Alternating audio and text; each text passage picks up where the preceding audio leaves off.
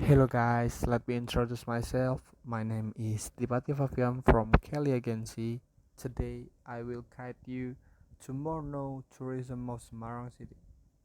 The first one we have Lawang Sewu is a landmark in Semarang, Central Java, Indonesia.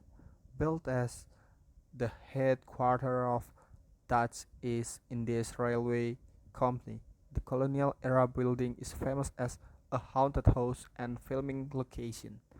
Though the Semarang city government has attempted to rebrand it. Lawang Sewu is from Japanese. It means a thousand door. The name comes from its design with numerous doors and arch. The building has about 600 large windows.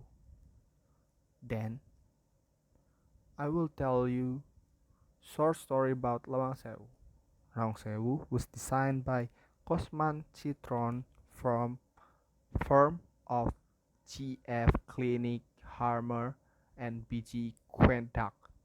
It was designed in New Indian style and academically accepted term from Dutch rationalism.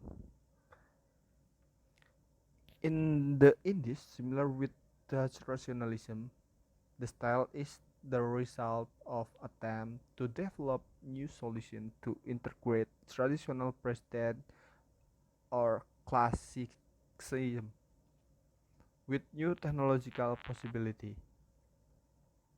It can be described as a transitional style between traditionalist and modernist, and was strongly influenced by design of Berlage. Construction began in 1904 with a building which was completed in 1907. The rest of the complex was finished in 1919. It was initially used by Netherlands Indies Spoorweg Mississippi, the first railway company in Dutch East Indies. After this, Japanese invaded Indonesia in 1942. Japanese army took over Lawan Sewu. The basement of people building was turned into prison, with several executions with taking place there.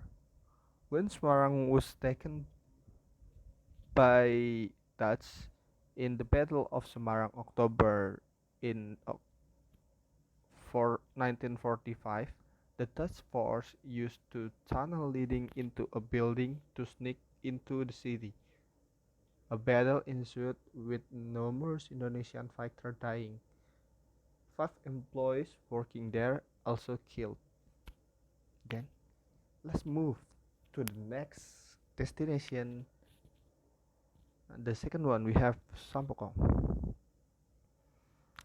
also known as Gedung Batu Temple, is the oldest Chinese temple in Semarang, Central Java, Indonesia, originally established by Chinese Muslim explorer Zheng He, also we know Sanpo.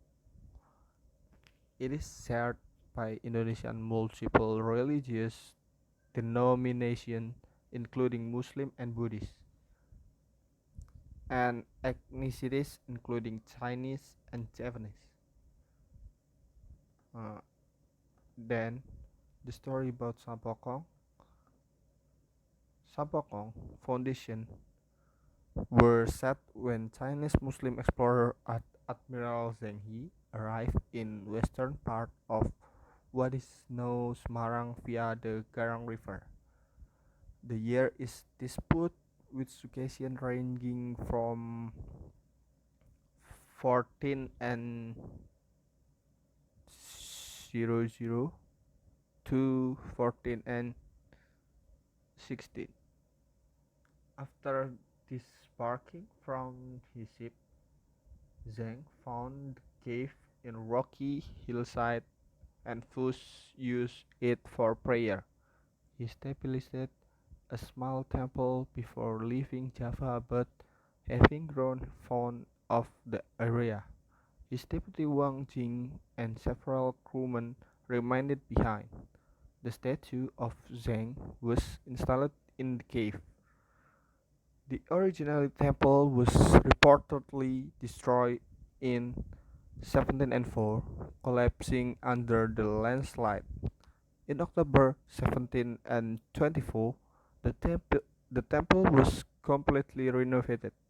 A cave was made next to the old one. In the middle of 18th, Sampokong was owned by Mr. Johannes, a landlord of Jewish descent, who changed the vote for the right to pray at the temple. Unable to pay individual fees, the Chinese community spent 2,000 golden yearly to keep the temple open. This way later reduced to 600 golden after worship complained the expense. As this was still heavy burden, the devout abandoned Sampokong and found a statue Zhenghe to bring to Teikaxi temple 5 kilometers away, where they would pray freely. In 1879, Austin C., a prominent local businessman, bought the Sampokong complex and made it use free charge response. Local Chinese celebrate by holding a carnival and began returning to Sampokong. The temple ownership was transferred to recently founded Sampokong in 1924. The temple received another full renovation in 1937 after the Japanese invasion. The Japanese government installed electricity and provided the temple with frame written a spiral for Zhenghe.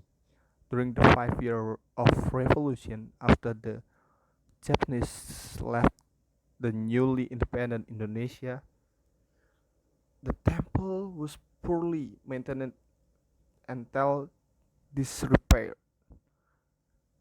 In 1950, Sampokong was renovated. However, beginning of 1960s, increased political instability led to its being neglected again from to 2002 and to 2005.